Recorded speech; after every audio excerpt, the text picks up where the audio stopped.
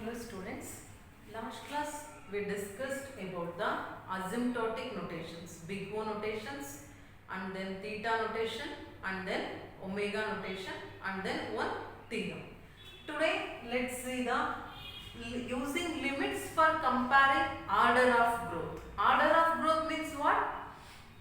We are measuring the performance based on the input size. ಅದಕ್ಕೆ ನಾವು order of growth ಅಂತ ಅಂತೀವಿ. So for example last class ನಾವು ಏನು ಮಾಡಿದ್ವಿ, asymptotic notation ನ find out ಮಾಡಿದ್ವಿ according to the functions t of n and g of n. So t of n is less than means big O. So if it is greater than means omega. But two constants g of c1 g of n less than t of n, again t of n less than c2 g of n ಇದ್ರೆ ಅದನ್ನ theta notation ಅಂತ ಹೇಳಿದೆ. But today let's see the using limits for comparing order of growth. We are comparing the order of growth of two functions t of n and g of n. For that we are using the limits. Limit n tends to infinity t of n by g of n na find out ಮಾಡಬೇಕು. So after evaluating this we are getting zero value means it is implies that t of n has smaller order growth of g of n anta means 0 bantu andre it is t of n less than g of n anta. So idu yav notation ge hogutte big O notation ge hogutte. Okay na? So but if you are getting the constant value means t of n is equal to g of n. So if it is theta notations. So by chance infinity idre eno, infinity means t of n has larger order of growth. So means t of n greater than g of n. So if this is omega notation. So if 0 ನಾವು evaluate ಮಾಡಿದಾಗ 0 value ಬಂತು ಅಂದ್ರೆ t of n less than g of n ಅಂತ ಅರ್ಥ. ಅವಾಗ ಯಾವ notation use ಮಾಡ್ತೀವಿ? Big O notation use ಮಾಡ್ತೀವಿ. By chance constant value bantu andre ನಾವು ಅವಾಗ t of n is same equals to g of n ಅಂತ ಅವಾಗ theta notation use ಮಾಡ್ತೀವಿ. So by chance if we get infinity value means t of n greater than g of n ಅಂತ ಅವಾಗ omega notations ನ use ಮಾಡ್ತೀವಿ. So examples ನೋಡೋಣ. So to evaluate this limit, so ನಾವು ಒಂದು formula use ಮಾಡ್ತೀವಿ that is L'Hopital rule ಅಂತ. Means ನೀವು T of N G of N ವ್ಯಾಲ್ಯೂನ ನೀವೇನು ಎವಾಲ್ಯೂಯೇಟ್ ಮಾಡೋಕ್ಕಾಗಿಲ್ಲ ಅಂದ್ರೆ again you can take the differentiation of T of N and G of N. Dash ಅಂದ್ರೆ ಏನು? Differentiation.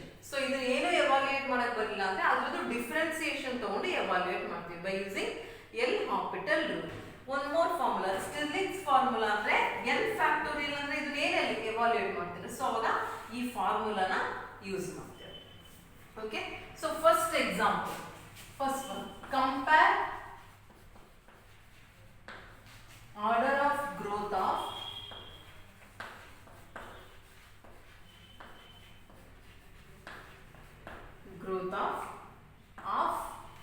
n into n minus 1 and n square. Okay, solution for this. So t of n is what? T of n is equal to half into n into n minus 1. So g of n is n square. Okay, so for this we have to apply the limit n tends to infinity. So what is that? T of n by g of n. So means limit n tends to infinity. T of n place ಅಲ್ಲಿ ಏನು ಬರಬೇಕು? half n into n minus 1. So g of n means n square. Okay.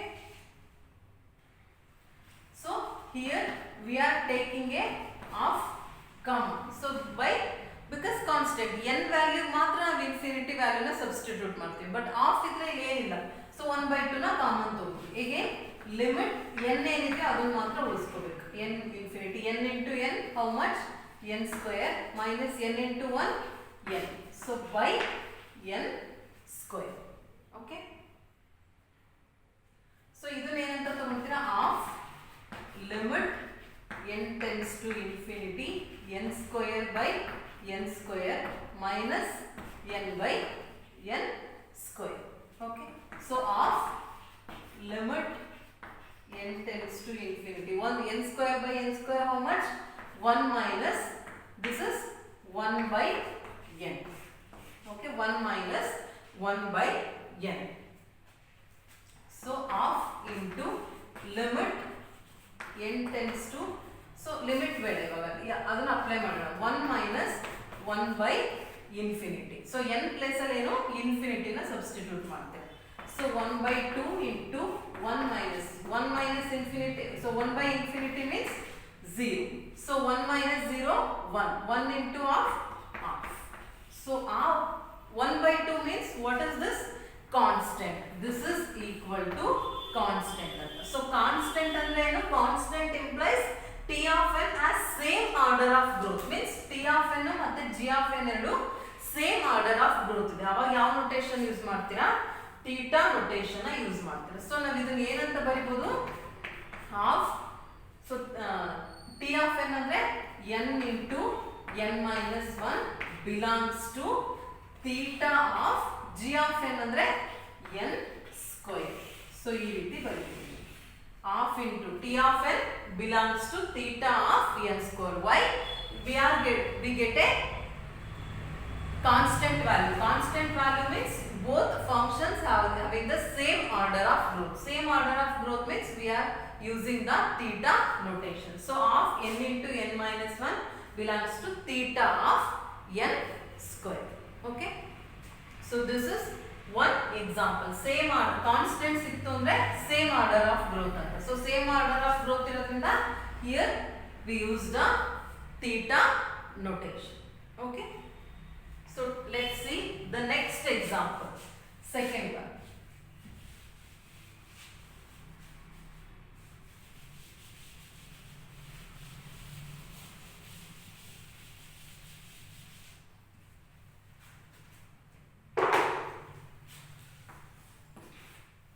Comparing the order of growth, log n base 2 and then square root of n. Okay. So here T of n is log n base 2 and then G of n is square root of n. So limit n tends to infinity T of n by G of n. So limit n tends to infinity. What is the T of n? Log n base 2 by square root of n. So log n ನ ಏನಂತ evaluate ಮಾಡ್ತೀರಾ? Square root of n ನ ಏನಂತ evaluate ಮಾಡ್ತೀರಾ? You can't evaluate. At that time we use the L'Hopital rule. Means we have to differentiate the T of n and G of n. For example, ಏನಂತ ಬರ್ತೀರಾ ಇಲ್ಲಿ? Limit n tends to infinity log n base 2 differentiation by square root of n differentiation. So what is the differentiation of log n? So limit n tends to infinity. So log, what is the differentiation of log n? So log e base 2 power 1 by into 1 by n. Okay.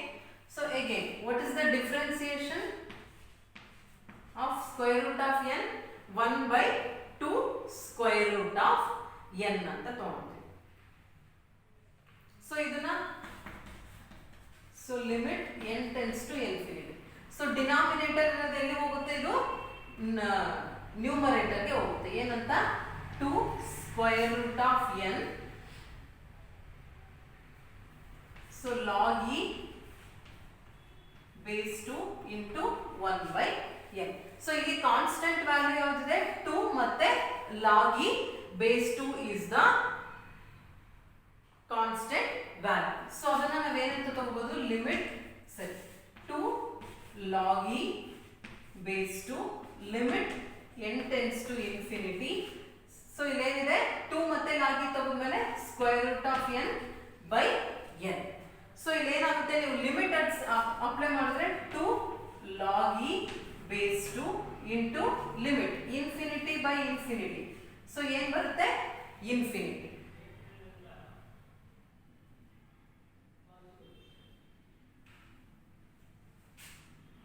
So into 0 infinity by infinity ಏನು ಬರುತ್ತೆ 0. So 0 into this thing you are getting the value 0.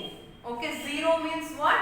T of n is less than g of n. So limit apply ಮಾಡಿದ್ವಿ infinity square root of infinity by infinity. So square root of infinity by infinity ಏನಾಗುತ್ತೆ 0. ನಮಗೆ ಯಾವ value ಸಿಗಲ್ಲ 0 value ಬರುತ್ತೆ. So 0 means what is this? T of n less than g of n ಅಂತ. So ಅವಾಗ ಯಾವ notation use ಮಾಡ್ತೀರಾ?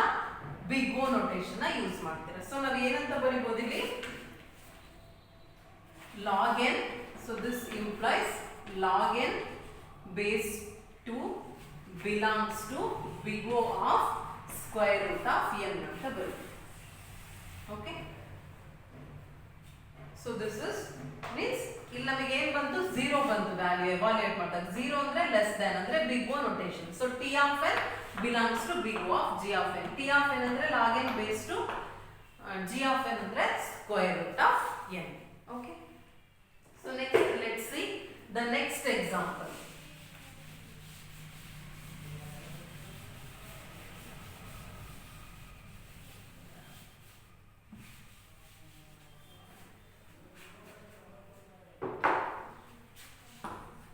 Third one, n factorial and 2 power n.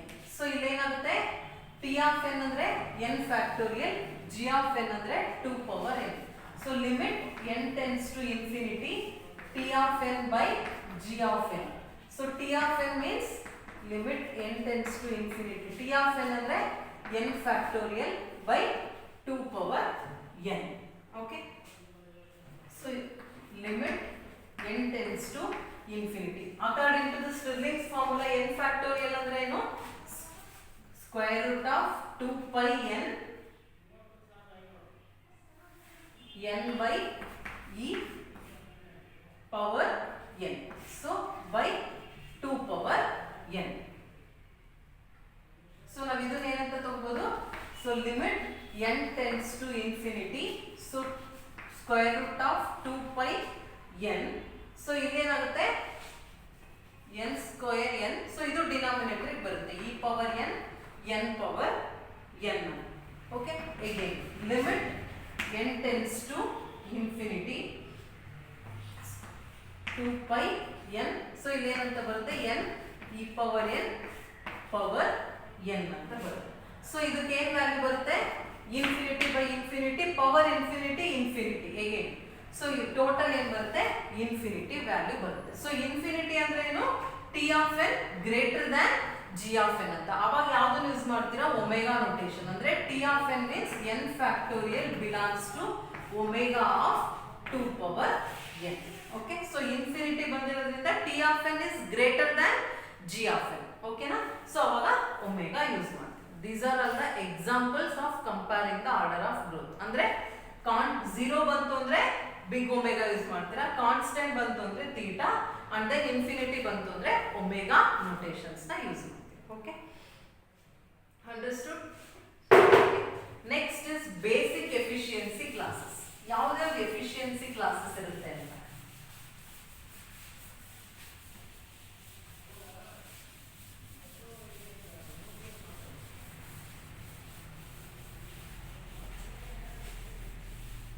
ನೀವು ಕಂಪೇರ್ ಮಾಡುವಾಗ ಅಸಿಂಪ್ಟೋಟಿಕ್ ನೋಟೇಷನ್ಸ್ ಫೈಂಡ್ ಔಟ್ ಮಾಡುವಾಗ ಯಾವ್ಯಾವ ಕ್ಲಾಸಸ್ ನ ಯೂಸ್ ಮಾಡ್ತೀರಾ ಅಂತ. Basic efficiency classes. Okay, so first ಯಾವ್ಯಾವ ಕ್ಲಾಸಸ್ ಇರುತ್ತೆ? ಕ್ಲಾಸ್ ಮತ್ತೆ ನೇಮ್. ಏನೇನಕ್ಕೆ ಯೂಸ್ ಮಾಡ್ತೀವಿ ಅದನ್ನ? ಫಾರ್ ಎಕ್ಸಾಂಪಲ್ ಕ್ಲಾಸ್ 1 ಅಂತ ಯೂಸ್ ಮಾಡಿದ್ರೆ ದಟ್ ನೇಮ್ ಈಸ್ ಕಾನ್ಸ್ಟೆಂಟ್ ಅಂತ ಅರ್ಥ. ಯಾವಾಗ ಯೂಸ್ ಮಾಡ್ತೀರಾ ಕಾನ್ಸ್ಟೆಂಟ್ ನ ಅಂತ? ಸೊ ಬೆಸ್ಟ್ ಕೇಸ್ ಎಫಿಷಿಯನ್ಸಿ ನೀವು ಕ್ಲಾಸಸ್ ಯಾವಾಗ ಯೂಸ್ ಮಾಡ್ತೀರಾ? ಅಸಿಂಪ್ಟೋಟಿಕ್ ನೋಟೇಷನ್ಸ್ ಅಂದ್ರೆ ಎಫಿಷಿಯನ್ಸಿ ಫೈಂಡ್ ಔಟ್ ಮಾಡ್ಬೇಕಾದ್ರೆ ನಾನು ಅವತ್ತು ಯಾವುದೊಂದು ಸರ್ಚ್ ಮಾಡ್ಬೇಕಾದ್ರೆ ಫಸ್ಟ್ ಇಲ್ಲೇ ಸಿಕ್ತು ಅಂದ್ರೆ C best is equal to 1 ಅಂತ ಹೇಳಿದ್ದೆ ಅಲ್ವಾ? ಅಂದ್ರೆ 1 ಯಾವಾಗ ಬರುತ್ತೆ, ಯಾವಾಗ ಬೆಸ್ಟ್ ಕೇಸ್ ಎಫಿಷಿಯನ್ಸಿ ಮಾತ್ರ ಕಾನ್ಸ್ಟೆಂಟ್ ವ್ಯಾಲ್ಯೂ ಬರುತ್ತೆ. ಓಕೆನಾ, 1ಗೆ ನಾವೇನಂತ ಅಂತೀವಿ, ನೀವು ಕಾನ್ಸ್ಟೆಂಟ್. ಅದು ಯಾವಾಗ ಬರುತ್ತೆ, ಬೆಸ್ಟ್ ಕೇಸ್ ಎಫಿಷಿಯನ್ಸಿ ಮಾತ್ರ ಬರುತ್ತೆ. ಫಾರ್ ಎಕ್ಸಾಂಪಲ್ ಸರ್ಚ್ ಮಾಡುವಾಗ ಇನಿಷಿಯಲಿ ನಿಮಗೆ ಫಸ್ಟ್ ಅಲ್ಲೇ ನಿಮಗೆ ಸರ್ಚ್ ಎಲಿಮೆಂಟ್ಸ್ ಇದ್ರೆ ಅದಕ್ಕೆ ನಾವು ಬೆಸ್ಟ್ ಕೇಸ್ ಎಫಿಷಿಯನ್ಸಿ ಅಂತ ಅಂತೀವಿ. ಓಕೆನಾ. So next class is log n. So what is the name, logarithmic ಅಂತ ಅಂತೀವಿ.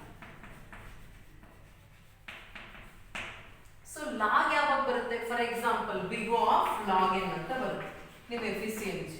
ಏನಕ್ಕೆ ಲಾಗ್ n ನ ಯೂಸ್ ಮಾಡಿರ್ತೀವಿ, ನಾವು ಆ ಪರ್ಟಿಕ್ಯುಲರ್ ಆ ಅಲ್ಗಾರಿದಮ್ ನ ಸಾಲ್ವ್ ಮಾಡುವಾಗ, ಅಂದ್ರೆ ಆ ಪ್ರಾಬ್ಲಮ್ ನ ಸಾಲ್ವ್ ಮಾಡುವಾಗ ನಾವು ಆ ಪ್ರಾಬ್ಲಮ್ ನ ಡಿವೈಡ್ ಮಾಡಿರ್ತೀವಿ. So some we are cutting the size by some constant factor ನ ಯೂಸ್ ಮಾಡಿಕೊಂಡು ಆ ಪ್ರಾಬ್ಲಮ್ ನ ನಾವು ಸೈಜ್ ನ ಡಿಕ್ರೀಸ್ ಮಾಡ್ತಾ ಬಂದಿರ್ತೀವಿ. ಅವಾಗ ಏನಾಗಿರುತ್ತೆ, ನಾವು ಲಾಗ್ n ಅಂತ ಯೂಸ್ ಮಾಡ್ತೀವಿ. ಅಂದ್ರೆ ನಾವು ಆ ಪ್ರಾಬ್ಲಮ್ ನ ಪರ್ಟಿಕ್ಯುಲರ್ ಪ್ರಾಬ್ಲಮ್ ಮಾಡುವಾಗ ನಮಗೆ ಪ್ರಾಬ್ಲಮ್ ತುಂಬಾ ಲಾರ್ಜ್ ಸೈಜ್ ಇರುತ್ತೆ, ಅದನ್ನ ನಮಗೆ ಸಾಲ್ವ್ ಮಾಡೋಕ್ಕಾಗಲ್ಲ. ಅವಾಗ ಏನ್ ಮಾಡ್ತೀವಿ, ಅದನ್ನ ಡಿವೈಡ್ ಮಾಡ್ಕೊಂಡಿರ್ತೀವಿ ಆ ಪ್ರಾಬ್ಲಮ್ ನ, ಅವಾಗ ಲಾಗ್ n ನ ಯೂಸ್ ಮಾಡ್ತೀವಿ ಎಫಿಷಿಯನ್ಸಿ ಬರಿಬೇಕಾದ್ರೆ. ಆ ಅಲ್ಗಾರಿದಮ್ ಆ ತರ ಪ್ರಾಬ್ಲಮ್ ಅಲ್ಗಾರಿದಮ್ ಎಫಿಷಿಯನ್ಸಿ ಬರೆಯುವಾಗ ನಾವೇನ್ ಮಾಡ್ತೀವಿ, ಲಾಗ್ n ನ ಯೂಸ್ ಮಾಡ್ತೀವಿ. Okay, n. ಸೊ ಲೀನಿಯರ್ ನಾನು ಅವತ್ತು ಹೇಳಿದ್ದೆ ಸಿ ವರ್ಸ್ಟ್ ಆಫ್ n ಅಂತ. ಅಂದ್ರೆ ನಾವು ಸರ್ಚ್ ಮಾಡುವಾಗ ಫುಲ್ ಅಲ್ಲಿ ಎಷ್ಟು 5 ಎಲಿಮೆಂಟ್ಸ್ ಇದ್ರೆ 5 ಎಲಿಮೆಂಟ್ ನ ಸರ್ಚ್ ಮಾಡಿರ್ತೀವಿ, ಲಾಸ್ಟಿಗೆ ನಮಗೆ ಅದು ಎಲಿಮೆಂಟ್ ಒಬ್ಟೈನ್ ಆಗಿರುತ್ತೆ. ಸೊ ಅಂತ ಟೈಮಲ್ಲಿ n ಅಂತ ಯೂಸ್ ಮಾಡ್ತೀವಿ. ಫಾರ್ ಎಕ್ಸಾಂಪಲ್ ಸೀಕ್ವೆನ್ಷಿಯಲ್ ಸರ್ಚ್ ಅಂದ್ರೆ 1 by 1. ಅಲ್ಲಿ ಸೀಕ್ವೆನ್ಷಿಯಲ್ ಸರ್ಚ್ ಅಂದ್ರೆ ಏನು, 1 2 3 4 5 ಅಲ್ವಾ. ಸೊ 1 by 1 ಇದಾದ್ಮೇಲೆ ಇದ್ರ ಜೊತೆ ಕಂಪೇರ್ ಮಾಡ್ತೀರಿ, ಇದಾದ್ಮೇಲೆ ಇದ್ರ ಜೊತೆ, ಇದಾದ್ಮೇಲೆ ಇದ್ರ ಜೊತೆ. ಸೊ ಆ ಕೀ ಎಲಿಮೆಂಟ್ ನ ಎಲ್ಲಾದ್ರ ಜೊತೆ ಕಂಪೇರ್ ಮಾಡಿರ್ತೀರ. ಸೊ ಲೀನಿಯರ್ ಆ ಟೈಮಲ್ಲಿ ನಾವೇನ್ ಯೂಸ್ ಮಾಡ್ತೀವಿ, ನಾವು n ನ ಯೂಸ್ ಮಾಡ್ತೀವಿ. ಓಕೆ, ಸೊ ಅದಕ್ಕೆ ನಾವು ಲೀನಿಯರ್ ಅಂತ ಅಂತೀವಿ, ಅಂದ್ರೆ ಎಲ್ಲಾದ್ರ ಜೊತೆ ಕಂಪೇರ್ ಮಾಡ್ತೀವಿ. So next efficiency is n log n. So ಇದ್ರ ನೇಮ್ ಕೂಡ n log n ಅಂತಾನೆ ಇರುತ್ತೆ. ಅಂದ್ರೆ ನಾವೇನ್ ಮಾಡಿರ್ತೀವಿ, ಡಿವೈಡ್ ಅಂಡ್ ಕಾಂಕ್ವರ್ ಅಲ್ಗಾರಿದಮ್ಗೆ. So divide and conquer algorithm. For example n size ಇದ್ರೆ n/2 n by constant factor ಅಲ್ಲ, ಕರೆಕ್ಟ್ ಡಿವೈಡ್ ಮಾಡಿರ್ತೀವಿ ಆ ಪ್ರಾಬ್ಲಮ್. ಸೊ ಇದಕ್ಕೆ ಸೊಲ್ಯೂಷನ್ ನ ಫೈಂಡ್ ಔಟ್ ಮಾಡ್ತೀವಿ, ಇದಕ್ಕೆ ಸೊಲ್ಯೂಷನ್ ನ ಫೈಂಡ್ ಔಟ್ ಮಾಡ್ತೀವಿ. ಸೊ ಇದನ್ನ ಕಾಂಪರ್ ಅಂದ್ರೆ ಕಂಬೈನ್ ಮಾಡಿದಾಗ ಅದ್ರ ಸೊಲ್ಯೂಷನ್ ಸಿಗುತ್ತೆ. For example merge sort, quick sort ಅಲ್ಲೆಲ್ಲ ಏನ್ ಮಾಡ್ತೀವಿ, ನಾವು ಡಿವೈಡ್ ಅಂಡ್ ಕಾಂಕ್ವರ್ ಟೆಕ್ನಿಕ್ ನ ಯೂಸ್ ಮಾಡ್ತೀವಿ. Divide and conquer technique use ಮಾಡಿದಾಗೆಲ್ಲ ಯಾವ ಕ್ಲಾಸ್ ನ ಯೂಸ್ ಮಾಡ್ತೀವಿ, n log n. ಅಂದ್ರೆ ಡಿವೈಡ್ ಮಾಡಿರ್ತೀವಿ ಪ್ರಾಬ್ಲಮ್ ನ, ಇದು ತುಂಬಾ ಲಾರ್ಜ್ ಸೈಜ್ ಇರುತ್ತೆ, ಅವಾಗ ಇದನ್ನ ಡಿವೈಡ್ ಮಾಡಿ ಇದಕ್ಕೆ ಸೊಲ್ಯೂಷನ್ ಫೈಂಡ್ ಔಟ್ ಮಾಡಿ ಹೀಗೆ ಎರಡು ಸೊಲ್ಯೂಷನ್ ನ ಕಂಬೈನ್ ಮಾಡ್ತೀವಿ. Then we will get a solution for the original problem. At that time we use the class n log n. Next is n square, quadratic. So ಇದು ಯಾವಾಗ use ಮಾಡ್ತೀವಿ ಅಂದ್ರೆ 2 inner loops use ಮಾಡಿರ್ತೀವಿ. 2 inner loops, for example for ಒಳಗೆ again ಮತ್ತೆ for. So ಅಂತ ಟೈಮಲ್ಲಿ n square ಅಂತ ಯೂಸ್ ಮಾಡ್ತೀವಿ. ಅವಾಗ ಏನ್ ಬರುತ್ತೆ efficiency, for example big of n square ಅಥವಾ ಥೀಟಾ ಆಫ್ n ಸ್ಕ್ವೇರ್ ಈ ತರ ಬರುತ್ತೆ. ಸೊ n ಕ್ಯೂಬ್ ಅಂದ್ರೆ ಕ್ಯೂಬಿಕ್. ಸೊ 3 ಕ್ಲಾಸಸ್ ಅಗೇನ್ ಮತ್ತೆ ಫಾರ್ ಒಳಗಡೆ ಫಾರ್ 3 ಇನ್ನರ್ ಲೂಪ್ಸ್ ನ ಯೂಸ್ ಮಾಡಿದ್ರೆ ಅವಾಗ n ಕ್ಯೂಬ್ ಬರುತ್ತೆ. ಓಕೆನಾ. So next is 2 power n exponential. So subsets of n element set ಅಂತ ಟೈಮಲ್ಲಿ ಯಾವ್ದಾದ್ರು ಸಬ್ಸೆಟ್ಸ್ ಯೂಸ್ ಮಾಡಿರ್ತೀವಲ್ಲ ಅದರಲ್ಲಿ ಅವಾಗ ಎಕ್ಸ್ಪೋನೆನ್ಷಿಯಲ್ ಬರುತ್ತೆ. And then n factorial means the class name is factorial. So typical algorithm permutations ಮತ್ತೆ combination ಯೂಸ್ ಮಾಡುವಾಗ n factorial. ಅಂದ್ರೆ ನೀವು ಆ ಪ್ರಾಬ್ಲಮ್ ಅಲ್ಲಿ ಪರ್ಮ್ಯುಟೇಷನ್ ಕಾಂಬಿನೇಷನ್ ಯೂಸ್ ಮಾಡಿರ್ತೀರ ಅಲ್ಗಾರಿದಮ್ ಅಲ್ಲಿ, ಅವಾಗ ಅದ್ರ ಎಫಿಷಿಯನ್ಸಿ ಏನ್ ಬರುತ್ತೆ, ಫಾರ್ ಎಕ್ಸಾಂಪಲ್ ಬಿಗ್ ಆಫ್ ಅಥವಾ ಥೀಟಾ ಆಫ್ n factorial ಅಂತ ಬರುತ್ತೆ. So these are all the classes. For example theta of 1, big of n ಅಥವಾ theta of log n, theta of n, theta of n log n, n square, n cube, 2 power n ಇಷ್ಟನ್ನ ನಾವು use ಮಾಡ್ಬೋದು ಯಾವಾಗ efficiency find out ಮಾಡುವಾಗ. ಇಷ್ಟು ತರ classes ಆಗುತ್ತೆ. ಓಕೆನಾ. So today we discussed the using limit limits for comparing order of growth. 0 means constant means lesser, big O notation use ಮಾಡ್ತೀವಿ. 0 ಬಂದ್ರೆ ಲೆಸ್ಸರ್, 0 ಬಂದ್ರೆ ಲೆಸ್ಸರ್, ಅವಾಗ ಬಿಗ್ ಓ ನೊಟೇಶನ್ ಯೂಸ್ ಮಾಡ್ತೀವಿ. ಕಾನ್ಸ್ಟೆಂಟ್ ಬಂದ್ರೆ ಈಕ್ವಲ್, ಥೀಟಾ ನೊಟೇಶನ್ ಯೂಸ್ ಮಾಡ್ತೀವಿ. Infinity ಬಂದ್ರೆ greater, ಅವಾಗ omega notation use ಮಾಡ್ತೀವಿ. And then these are all the basic efficiency classes. So in the next class, let's see the mathematical analysis. Thank you.